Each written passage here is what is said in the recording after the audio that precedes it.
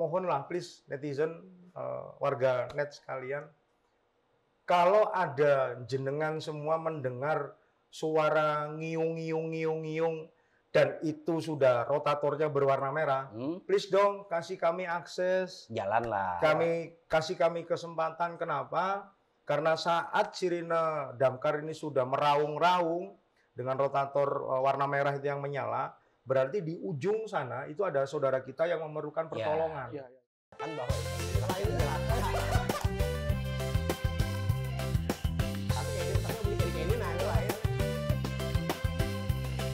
apa lu ngeliatin gue, emang gue TV?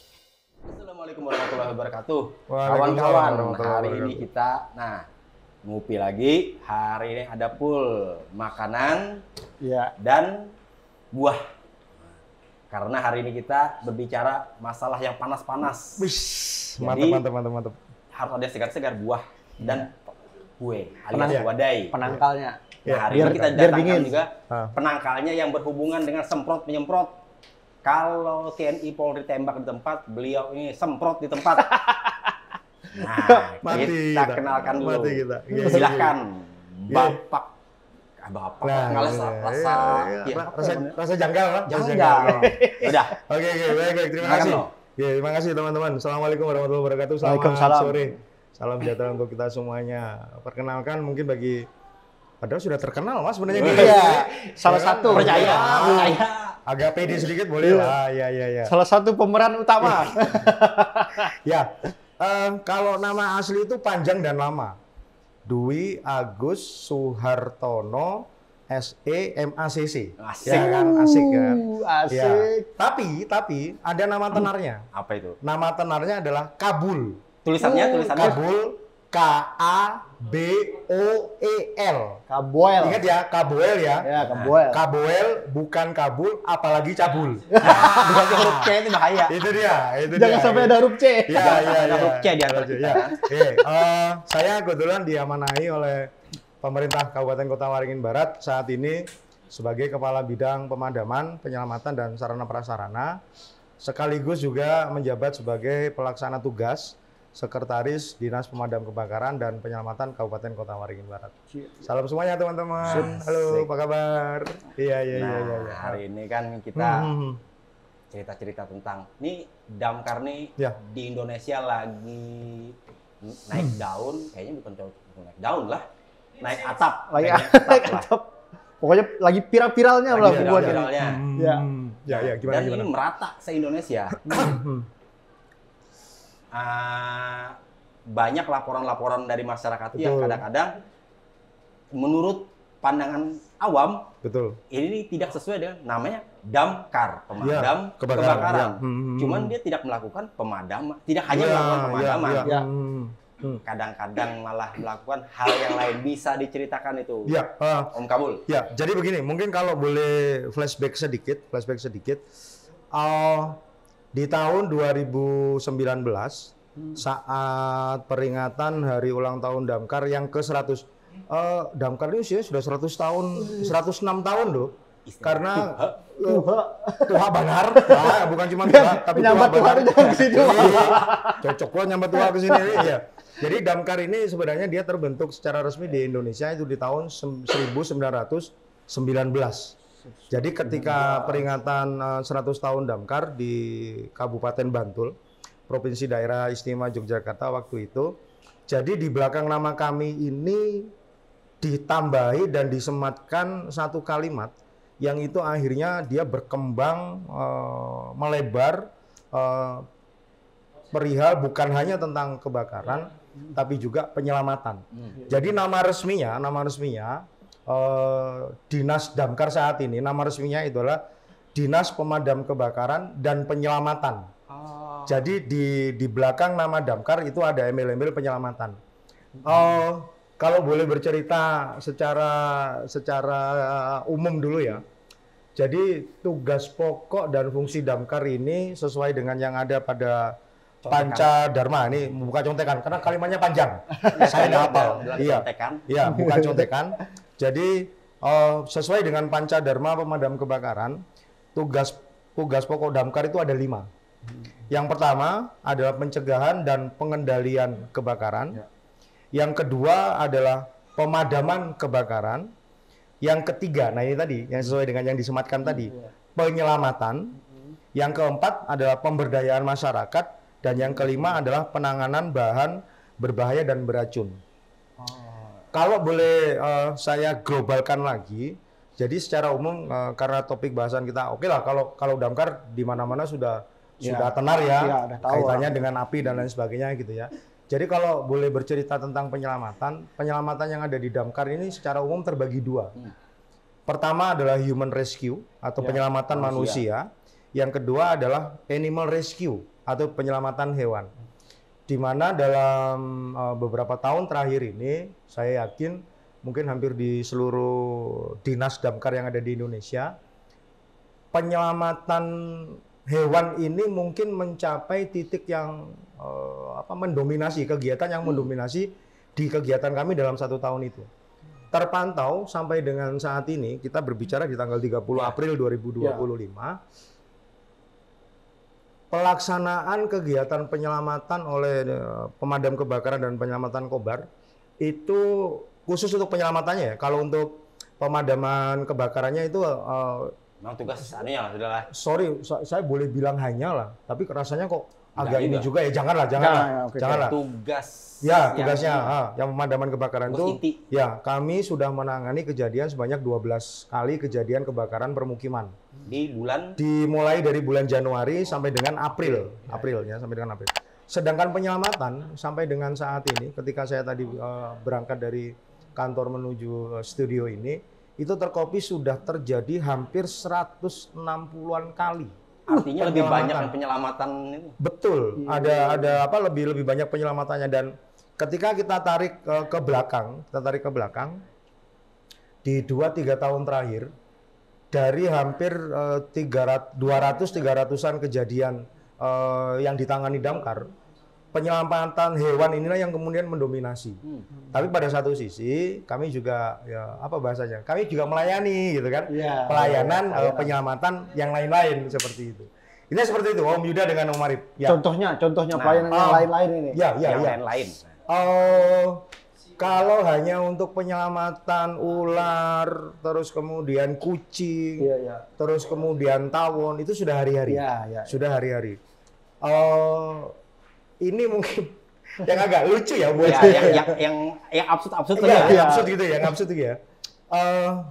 Sekitar mungkin 2 minggu yang lalu, pada saat Pangkalan Bun ada kegiatan konser yang mendatangkan beberapa artis itu. Kami Mako Damkar Kobar itu sekitar pukul 21.30 itu menerima laporan dari masyarakat yang awalnya kami duga ini adalah laporan kebakaran. Tetapi ternyata laporannya adalah curhat. Curhat. Dan curhat ini mohon maaf tanpa saya harus menyebutkan orang ya. Jadi curhat ini adalah masalah keluarga. Masalah keluarga antara seorang anak dengan orang tuanya yang ini menyampaikan curhatan ini ke damkar. Jujur pada saat itu teman-teman yang piket waktu itu agak kebingungan juga. What we have to do, apa yang harus kami lakukan gitu ya.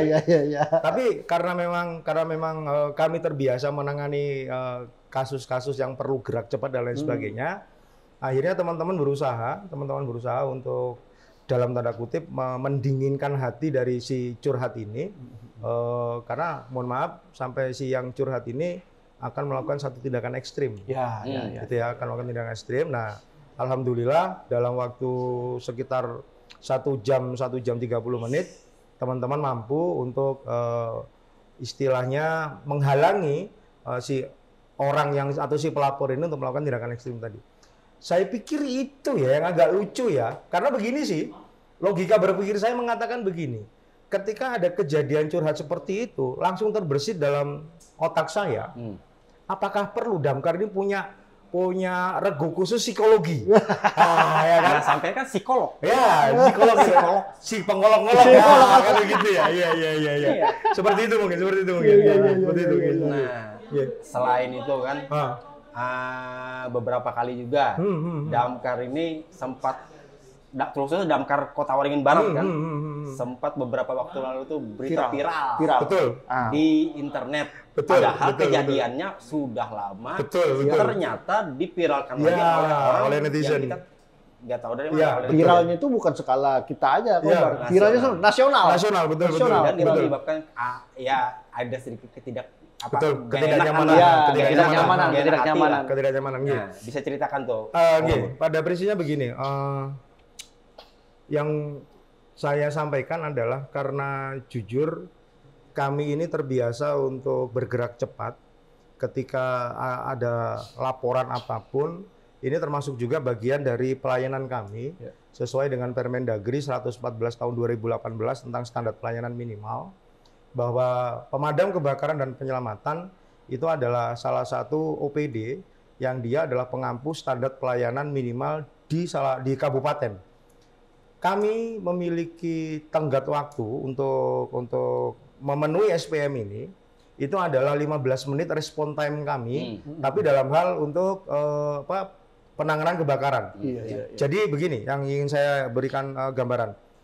Mulai dari telepon pertama masuk ke Mako Damkar, sampai dengan unit kami pertama ada tiba di lokasi, dengan jarak sekitar 7 km, itu waktunya harus 15 menit. Harus 15 menit. Tapi mohon izin teman-teman sekalian, saya mohon maaf juga kepada seluruh yang melihat ini, dan rasanya ini juga fenomena bukan hanya terjadi di daerah kita, di benua kita. Betul. Mohonlah please netizen, warga net sekalian, kalau ada jenengan semua mendengar suara ngiung, dan itu sudah rotatornya berwarna merah, please dong kasih kami akses, jalanlah.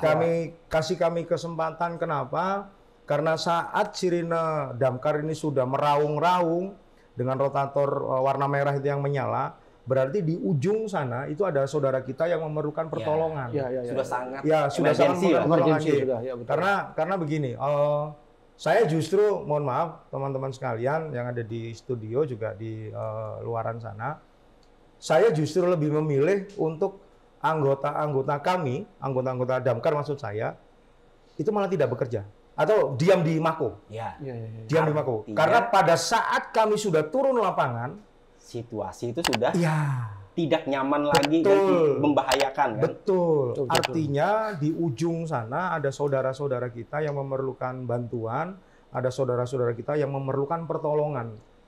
Karena itulah kami mohon maaf sekali lagi dengan segala hormat, dengan segala kerendahan hati kepada seluruh netizen sekalian. Ketika mendengar sirine itu, please dong kasih kami akses, kasih kami jalan. Demikian juga pada saat di lokasi. Hal pertama yang sering kami hadapi itu adalah pada saat kami tiba di lokasi, akses jalan ini tertutup. Orang nonton. Malah jadi tontonan. Bencana jadi tontonan. Nah, ini yang mohon maaf sekali lagi. Karena mau duluan mendapatkan akses video. Hai guys, ada kebakaran. Bahkan ini nih, kami aja kan sekarang nih, lantaran sudah komunikasi kan aman ke pihak damkar kan. Jadi supaya tidak mengganggu dan berpotensi membahayakan, merepotkan lagi kan. Betul. Untuk liputan tuh biasanya Om bagi fotonya. Lantaran memang sudah gercep juga mereka kan. Datanya bisa kita carilah di lokasi, cuman jangan dekat-dekat dulu. Untuk foto-foto yang paling dekat atau video biasanya sudah otomatis dicarikan langsung ke tempat yang paling bagus lah. Alhamdulillah untuk itu kejadian, mohon maaf saya potong. Itu sudah kejadian di beberapa waktu belakangan. Tapi kalau zaman dulu Om, mohon maaf ya, teman-teman wartawan, teman-teman pewarta ya, mohon maaf ya. Mau nggak mau dulu tuh. Bahkan ketika saya sedang mengemudikan mobil menuju ke lokasi kebakaran, yang namanya HP nggak pernah berhenti. Telepon, mohon maaf, kadang saya jengkel. Maksudnya begini, please dong berikan saya kesempatan dulu untuk mengkondisikan peralatan kami di lapangan, untuk mengkondisikan personel kami di lapangan, karena saudara kita yang ada di ujung sana itu memerlukan pertolongan cepat. Itu sih. Jadi untunglah sekarang kan biasanya kalau sudah ada kebakaran, kita infokan ke damkar, jawabannya tidak langsung ya aja dulu. Jadi kita langsung ke lokasi kan, cuma lihat, cari informasi sementara kan. Terus Kalau sudah selesai itu biasanya cepat aja, paling-paling 5 menit. Ya. Langsung ada rilis lah. Data sementara. Intinya itu kalau teman-teman damkar sudah turun ke lapangan tuh, beri akses. Biarkan mereka bekerja, menyelesaikan tugasnya dulu. Kalau terlambat, ibaratnya terlambat sedikit pun, semenit atau 2 menit.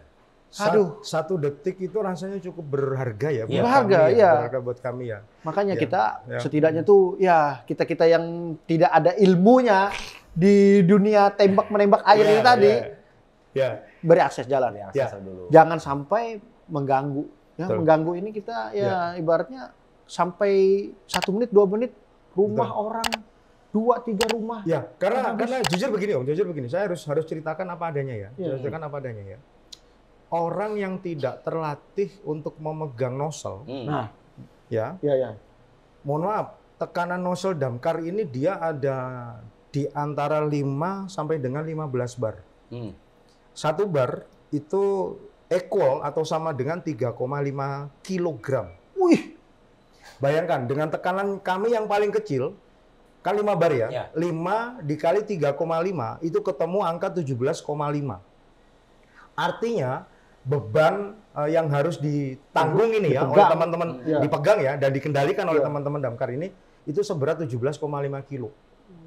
Kalau ingin membayangkan cari batu kah atau benda, diangkat gini kan? Diangkat. Ya, kuat berapa menit? Kan begitu. Betul. Sedangkan aliran air ini tergantung dari kode dari operator yang ada di lapangan yang di depan gitu kan. Kalau sudah ada kode untuk menaikkan tekanan, ya mau tidak mau, suka tidak suka, tekanan itu harus dinaikkan. Dan sesuai dengan standar operasional prosedur kami juga, bahwa si pemegang nozzle ini, dia tidak boleh hanya 1 orang, harus 2 orang. Untuk menjaga kalau ada kenaikan tekanan yang tiba-tiba. Bayangkan loh, 17,5 kg bukan beban yang enteng loh. Bukan yang enteng loh, kalau dia tidak terlatih. Kalau megang ya semenit 2 menit oke lah. Oke. Itu berapa menit, berapa setengah jam lebih megang kayak gini. Betul. Remuk ini pindah ke sini. Betul. Nah, ini kan saat peristiwa-peristiwa kebakaran tuh. Ini kan beberapa kali kan petugas damkar sendiri yang bukan terpaksa lah. Tidak, harus tumbang lah.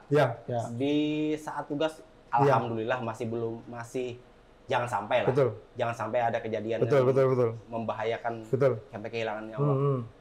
Itu bisa diceritakan. Duh, kalau cerita kayak gini saya malu ya. Masalahnya sampean jadi korbannya kan. Saya sendiri yang jadi korbannya waktu itu. Jadi kejadian insya Allah di Desember 2021 pada saat kejadian kebakaran di salah satu pasar di daerah Kecamatan Pangkalan Lada, tepatnya di Desa Sumberagung.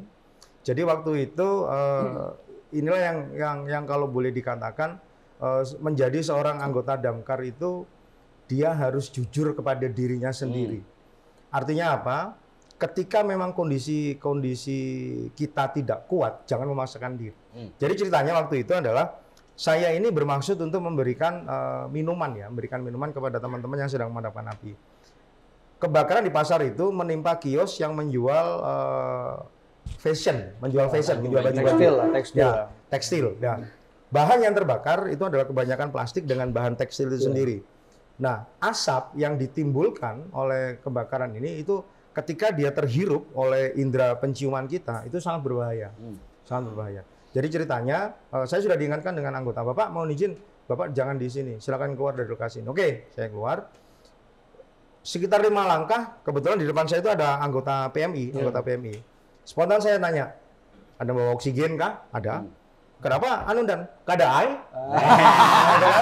Ya, ketika saya bicara itu kadai, mohon maaf, ego saya tersentil.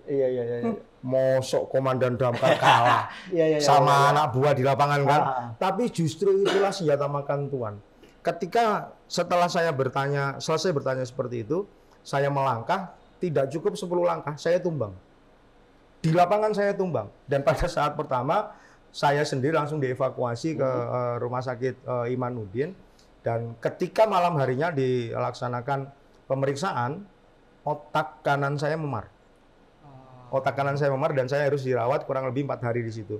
Itu pengalaman saya pribadi. Kalau pengalaman teman-teman yang lain, kalau tidak salah kebakaran di Jalan Brunei. di Jalan Brunei. Itu ada 2 orang anggota kami yang tumbang. Terus kemudian kebakaran di mana namanya daerah Madurejo, Jalan Matangwar ya kalau tidak salah ya. Di situ ada juga. Nah, kenapa itu semua terjadi? Jujur. Anggota Damkar ketika melaksanakan kegiatan pemadaman itu dalam tanda kutip seharusnya itu dibekali dengan peralatan APD yang mumpuni. APD yang mumpuni. Tapi saya harus ngomong saat ini dan mohon maaf jika omongan saya yang saya sampaikan ini kurang berkenan di hati mungkin netizen, mungkin juga pejabat yang ada di Kota Waringin Barat. APD yang dimiliki Damkar Kota Waringin Barat, Damkar dan Penyelamatan Kota Waringin Barat saat ini kalau boleh dikata masih kurang. Kami kenapa kemudian kami berani? Karena kami semua ini terpicu untuk memberikan pertolongan ya kepada saudara-saudara kita yang memerlukan pertolongan di sana, bahkan tanpa menghiraukan keselamatan kami sendiri. Makanya ini pasangan hidup yang terbaik itu adalah anggota Damkar. Nah, orang aja diamankan, selamatkan, apalagi kamu. Kamu memadamkan api asmara apa kawan? Inilah. Tapi ada kasus loh ya. Ada kasus ini. Kalau tidak salah itu di daerah Surabaya kalau tidak salah. Jadi suami istri ini bertengkar. Mungkin ya mohon maaf seperti hukum alam yang ada ya. Nomor 1, perempuan tidak pernah salah. Yang kedua, jika perempuan salah, kembali ke pasal 1. Mungkin karena muyak mendengarkan omelan dari si istri ini bertengkar, si suami telepon Damkar. Curhat. Bukan curhat, Om. Bukan curhat. Maksudnya adalah, Bapak mohon izin segera ke sini semprot istri saya. Biar dingin. Biar dingin gitu kan. Ya, intinya begini, memang betul yang disampaikan oleh Om Yuda tadi bahwa sejatinya seluruh kebakaran bisa kami kendalikan, kami amankan ya.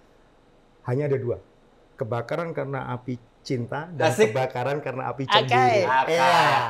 Ada video yang baru-baru yang Rancak keluar itu. Kami tidak takut api. Nah, bujur. Kami tidak takut ular. Kami tidak takut istri. Pergi semua. Tapi rasanya kalau video itu saat ini ya kan baru-baru beberapa hari terakhir ini ya. Saya memang harus ngomong saya tidak takut istri. Karena saya duda. Saya tidak punya istri.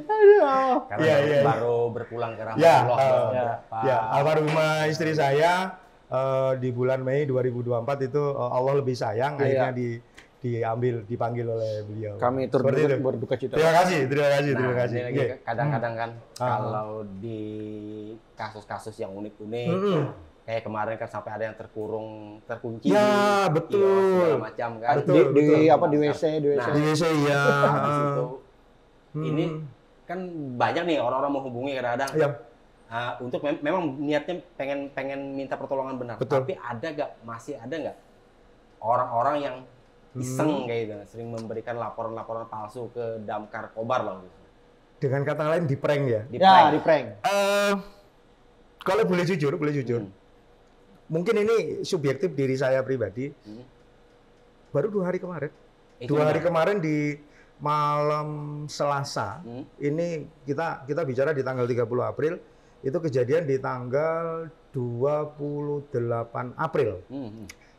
00.55 waktu Indonesia Barat, Mako Damkar kedatangan seorang pelapor yang melaporkan bahwa ada temannya karena case perkelahian lah, saya singkat seperti itu.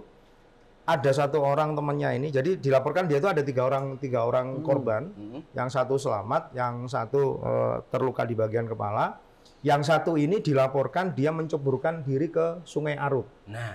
Ke Sungai Arut, ya kan, ke Sungai Arut. Langsung spontan karena jujur prioritas Damkar dan mungkin juga teman-teman penyelamat yang lain ya. Nyawa manusia itu kan prioritas top priority kami ya. Nomor 1 lah. Nomor 1 ya. Pada kesempatan pertama kami langsung turun ke lapangan untuk memastikan itu dan berkoordinasi dengan berbagai stakeholder dalam hal penyelamatan, baik dari teman-teman Basarnas, teman-teman PMI maupun juga dari teman-teman BPBD gitu ya. Bahkan saya harus menggeser, bahasanya kok saya mau sombong banget ya. Kami harus meminta bantuan. Iya, kuyu banget kabul nih. Nah, itu Pak. Jadi kami harus meminta bantuan teman-teman SAR yang posnya ada di Kumai untuk merapat ke lokasi. Kami tunggu beberapa jam sampai kemudian di pukul 03.30 kami mendapatkan konfirmasi. Kebetulan di situ ada teman-teman dari kepolisian juga dari Polres Kota Waringin Barat yang mengkonfirmasi di rumah anggaplah korban gitu ya. Korban ini di rumah orang tua si korban ini, ayahnya itu sudah menerima WA, menerima tit gitu kan, kabar itu dari aplikasi hijau itu, tapi bukan micet loh ya. Ya. Nah, ya. Paham aja. Nanti dulu. Ya, yang menerima warta dari situ bahwa si anak ini posisinya aman dan dia sudah ada di seberang.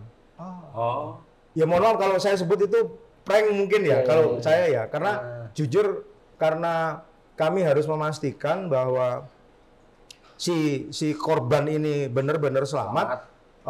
Damkar itu beranjak dari lokasi itu di pukul 04.30. Ya. Sedangkan teman-teman Basarnas dan PMI itu baru beranjak sekitar pukul 06.30 karena mendapatkan informasi dari Polres bahwa si anak ini sudah ketemu. Dan si korban ini, kok si anak ya umurnya 35 tahun padahal, anggaplah si anak gitu ya. Ya, si korban ini mendatangi Polres Kota Waringin Barat gitu.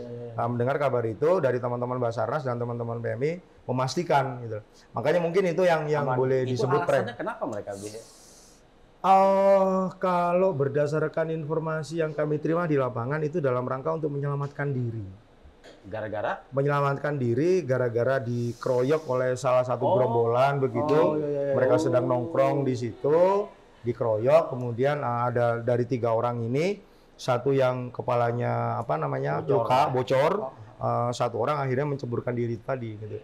Tapi kalau bicara prank yang lain, mungkin kalau di 2025 ini belum ada ya. Ya, semoga tidak ada. Ya, semoga tidak ada.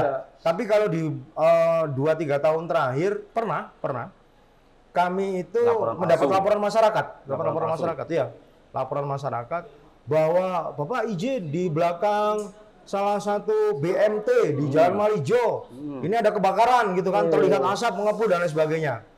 Damkar pada kesempatan pertama, mohon maaf, biarkan itu prank-kah atau beneran kah, kami akan selalu menindaklanjuti itu. Menindaklanjuti itu pada kesempatan pertama sebagai bagian pelayanan kami ke masyarakat gitu ya. Pelayanan kami ke masyarakat. Nah, ternyata setelah diubek-ubek, ternyata tidak ditemukan titik kebakaran itu gitu loh. Jadi bahkan kami sampai kerahkan hampir 3 unit ya, kalau nggak salah waktu itu ya 3 unit kami kerahkan. Ya, seperti itu. Iya, harapannya kan tidak ada lagi laporan-laporan palsu lantaran kan palsu. Memang diperlukan kondisinya apa? Damkar ini kalau ditelepon tuh memang dia kalau bisa jangan bekerja lah. Kalau dia bekerja itu artinya sudah ada tindak kegawatan lah. Emergensi yang kejadian. Betul. Mungkin sebagai penutup nih, Om tadi kita keterbatasan waktu kan. Harapannya lah pada masyarakat, pada pemerintah daerah dan Kota Waringin Barat. Gimana nih Damkar Kobar ke depannya? Apa yang bisa dibantu agar Damkar ini bisa bekerja dengan aman, nyaman ya nggak mungkin lah. Ada pekerjaan Damkar yang nyaman. Paling nggak bekerja dengan aman, lancar, dan selamat. Ya, tentunya begini. Secara umum saya boleh menyampaikan kepada masyarakat, netizen baik yang ada di Bumi Marunting Batu Aji maupun juga netizen di tempat yang lain di mana siaran ini bisa ditangkap, please berikan kami akses yang seluas-luasnya, berikan kami akses yang sebebas-bebasnya ketika kami sedang melaksanakan tugas. Kenapa? Karena di ujung sana itu ada saudara-saudara kita yang memerlukan bantuan. Betul. Untuk pemerintah Bapak, Ibu, peralatan kami dong, paling enggak dong, diperhatikan dong. Apa yang diperlukan? Ya sampai dengan saat ini jujur kalau untuk di Damkar Kota Waringin Barat kami sudah mulai memerlukan yang namanya unit mobil tangga. Karena terpantau di Pangkalan Bun dalam 3-5 tahun terakhir bangunan-bangunan tinggi sudah mulai ada, sudah mulai ada. Dan saat ini Damkar Kobar memang belum memiliki itu, ya, dan ya memang wajar karena kenapa belum memiliki, harganya mahal Om. Harga peralatan damkar ini tidak ada yang murah gitu kan, ada yang murah. Nah, maksud saya adalah ketika kami sudah punya unit mobil tangga dan unit mobil rescue, kami insya Allah akan bisa lebih maksimal dalam memberikan pelayanan. Ibu Bupati, Ibu, Insya Allah, gitu. Ya, kita doakan bersama semoga nantinya apa yang diharapkan oleh kawan-kawan kita dari Damkar Kota Waringin Barat bisa terlaksana. Bukan cuma tangga aja, pakai yang kayak di Cina, pakai drone. Oh iya, betul. Jadi kan pakai drone. Jadi selangin naik ke atas drone, menyiram banyunya pakai pesawat. Yang masuk ke dalam tuh pakai robot. Ngeri. Kan bercita-cita tinggi langit kan? Nggak masalah. Dan itu pun bagian dari safety ya, Karena jujur begini, seperti yang saya sampaikan tadi, bahwa buat damkar nyawa manusia itu top priority. Dia menempati urutan yang tertinggi. Artinya nyawa manusia ini siapa? Ya nyawa dari warga masyarakat, apalagi nyawa anggota damkar, gitu kan, anggota damkar sendiri. Karena buat saya, jangan sampai saya mendengar berita bahwa ada anggota kami yang tumbang, itu sudah perasaannya sedih. Betul. Artinya kan selain jangan cuma bisa menyelamatkan orang aja atau menyelamatkan hewan aja. Diri sendiri juga wajib diselamatkan. Keselamatan anggota juga diprioritaskan lah. Oke, kawan-kawan. Nah, hanya ada 2 yang tidak bisa ditaklukkan oleh damkar ini. Api asmara dan api cemburu. Itu aja kan. Dan bila ada dinas yang diharapkan tidak bekerja, tapi dinasnya nggak mungkin ada damkar. Karena kalau tidak bekerja artinya kondisi lagi baik-baik saja. Kalau dia sudah bekerja artinya sudah sangat tidak nyaman. Betul. Setidaknya pokoknya jangan sampai lah ada bunyi wing lah. Oke. Terima kasih ya. Hari ini kita kedatangan kawan-kawan kita dari Damkar. Karena sempat disuruh makan. Karena kita habiskan. Di belakang layar. Oke.